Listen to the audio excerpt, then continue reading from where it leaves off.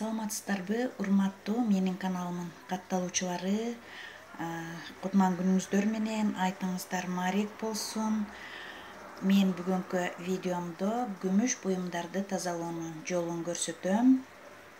Күмүш буюмдарды бир айда 2 жолу тазалап алуу керек.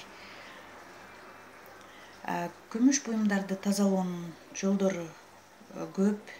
Ошонун ичинде эң натыйжалуусу соода жана туз менен тазалап алуу. Мына сиздер көрүп турган идишке фольганы төшөп алдым. Төшөп, жылуу суу куюп алдым.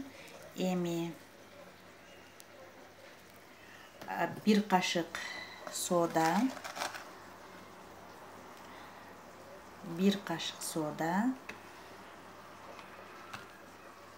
1 кашык туз салып, андан кийин күмүш буюмдарды салып алабыз.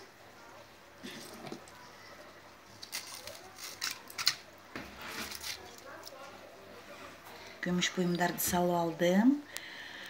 30 минутадан кийин алабыз. Мынтип аралаштырабыз.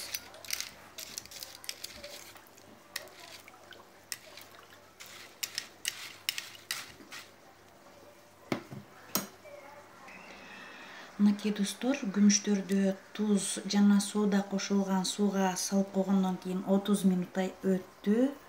Эми алабыз. Мына өзүңүздөр байкагандай жаркырап таптаза болуп калды.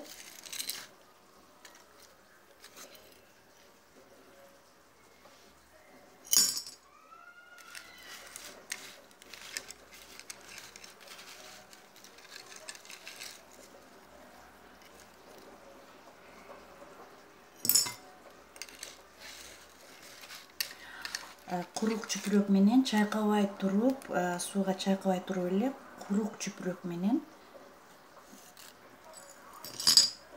сүртүп алабыз.